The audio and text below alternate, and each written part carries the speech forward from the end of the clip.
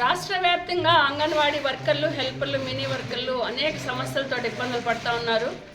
మీ అందరికీ తెలుసు, గత ప్రభుత్వం ఆధ్వర్యంలో 42 రోజుల పాటు చారిత్రాత్మక సమ్మె చేసాం. సమ్మె సందర్భంగా సమస్యలు పరిష్కారం చేస్తామని చెప్పేసి మినిట్స్ కాపీ ఇచ్చారు. ఆ మినిట్స్ కాపీలో జూలైలో అంగన్వాడీలకి వేతనాలు పెంచుతామని చెప్పేసి అంగీకరించారు. అట్లనే అంగన్వాడీలు మినీ సెంటర్లు మెయిన్ సెంటర్లుగా మారుస్తాం, సంక్షేమ పథకాలు అమలు చేస్తాము, హెల్పర్లకి ప్రమోషన్లు గైడ్లైన్స్ రూపొందిస్తామని అనేక సమస్యలు అంగీకరించారు. కానీ ఈ ప్రభుత్వం వచ్చిన తర్వాత దాని గురించి ఒక్కటంటే ఒకటి పట్టించుకోలేదు. మొన్ననే మట్టి ఖర్చుల జీవో వచ్చింది. ఆ జీవోలో కూడా ఈరోజు మినిట్స్ కాపీలో 20,000 రూపాయలు ఉంటే 15,000 రూపాయలకి మాత్రమే జీవో ఇచ్చారు. అందుకని ఈ మినిట్స్ కాపీ ఆధారంగా అంగన్వాడీలకి వేతనాలు పెంచాలి, మినీ సెంటర్లు మెయిన్ సెంటర్లుగా మార్చాలి, సంక్షేమ పథకాలు అమలు చేయాలనే దాని మీద రేపు ఫిబ్రవరి 17వ తారీఖున రాష్ట్ర వ్యాప్తంగా అన్ని ప్రాజెక్టుల దగ్గర ధర్నాలు చేయాలని చెప్పేసి నిర్ణయించాం. దాంట్లో పెద్ద ఎత్తున అంగన్వాడీ వర్కర్లు, హెల్పర్లు, మినీలు పాల్గొనాలని చెప్పేసి కూడా విజ్ఞప్తి చేస్తున్నాం. రెండవది, ఈరోజు మొన్ననే కేంద్ర ప్రభుత్వం బడ్జెట్ ప్రవేశపెట్టింది. ఈ బడ్జెట్లో ఐసీడీఎస్కి చాలా నామినల్ నిధులు మాత్రమే కేటాయించింది. కేవలం 21,960 కోట్లు కేటాయించారు. ఇది ఏమాత్రం సరిపోదు. చాలా ఐసీడీఎస్ నిర్లక్ష్యం చేసే పద్ధతిలో నిర్మలా సీతారామన్ గారి బడ్జెట్ ఉంది, బీజేపీ బడ్జెట్ ఉంది. ఎందుకంటే మేము ఈరోజు ద్రౌపది ముర్ము గారికి ఈ రిప్రజెంటేషన్లు పంపిస్తున్నాం.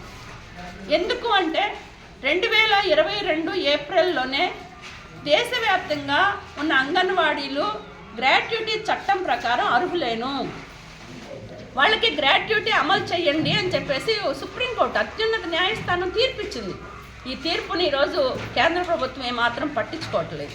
అట్లనే మొన్న గుజరాత్ హైకోర్టు అంగన్వాడీలని వర్కర్ని 3వ తరగతి ఉద్యోగులుగా, హెల్పర్ని 4వ తరగతి ఉద్యోగులుగా గుర్తించండి అని చెప్పేసి ఒక తీర్పు ఇచ్చింది. దాని గురించి పట్టించుకునే విధంగా ఈ బడ్జెట్లో కేటాయింపులు లేవు. మూడోది, ఈరోజు ఐఎల్సీ సిఫారసులు పెరుగుతున్న ధరలకు అనుగుణంగా వేతనాలు, కనీస వేతనాలు 26,000 ఇవ్వాలి అని చెప్పేసి నిర్ణయం చేశారు. కేంద్ర ప్రభుత్వం ఇంతవరకు 2014 నుండి అంగన్వాడీలకి నయా పైసా వేతనాలు పెంచలేదు. పని భారం మాత్రం పెంచుతూ ఉన్నారు. పోషణ ట్రాకర్ యాప్ అంటారు, ఆ యాప్ అంటారు, ఈ యాప్ అంటారు, నెట్ పని చేయకపోయినా, సిగ్నల్ లేకపోయినా, ఫోన్ లేకపోయినా పని చేయమంటారు. దానికి అభ్యంతరం లేదు, తప్పకుండా పని చేస్తారు. కానీ వీళ్ళు కూడా తినాలి కదా, ఎలా బతుకుతారు? కనీసం నయా పైసా వేతనాలు పెంచలేదు.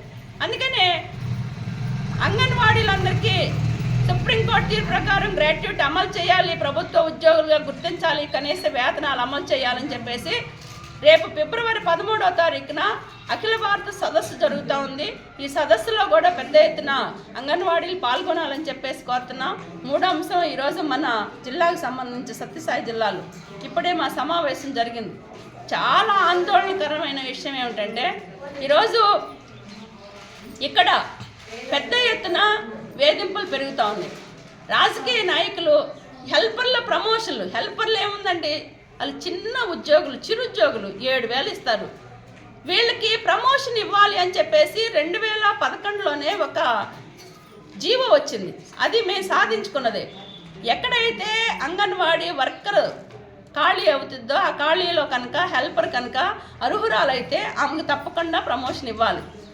ఆ ప్రమోషన్లు ఈరోజు కక్కుర్తిపడి ప్రమోషన్లు కూడా రానియకుండా హెల్పర్లకి ఈరోజు చాలా చోట్ల అడ్డుపడుతూ ఉన్నారు. కింద స్థాయి నాయకులు, సిడిపి వాళ్ళు ఒత్తిడి చేస్తూ ఉన్నారు. అధికారులు బెంబేలెత్తి ఈరోజు హెల్పర్ల ప్రమోషన్ ఇవ్వకుండానే నోటిఫికేషన్ ఇచ్చారు. ఇదేం దుర్మార్గం అని చెప్పేసి మేము అడుగుతా ఉన్నాం. ఈ విషయం మీద పీడీలను కలిసిన ఫలితం లేదు, సిడిపి వాళ్ళని కలిసిన ఫలితం లేదు, కలెక్టర్ గారి దృష్టికి తీసుకెళ్ళిన ఫలితం లేదు. అనివార్యంగా ఈరోజు హెల్పర్లు కోర్టుల చుట్టూ తిరగాల్సిన పరిస్థితికి నెట్టబడతా ఉన్నారు. 8 మంది హెల్పర్లు, అది సీకేపల్లి ప్రాజెక్టు కానీ, అట్లనే Dharmavaram project, Hindupuram project, Madakasira project, ఈరోజు అనేక ప్రాజెక్టుల్లో హెల్పర్లు అన్యాయం గురి అవుతా ఉన్నారు. దీన్ని వెంటనే ఉన్నతాధికారులు, కలెక్టర్ గారు జోక్యం చేసుకొని వెంటనే ప్రమోషన్లు ఇవ్వాలి అని చెప్పేసి కోరుతా ఉన్నాం. లేని పక్షంలో పెద్ద ఎత్తున అంగన్వాడీలందరూ హెల్పర్లకు మద్దతుగా పాల్గొంటారు, ఆందోళనకు సిద్ధమవుతారని చెప్పేసి కూడా ఈ సందర్భంగా తెలియజేస్తా ఉన్నాం. Subbaramamma, AP anganwadi workers and helpers union రాష్ట్ర ప్రధాన కార్యదర్శి.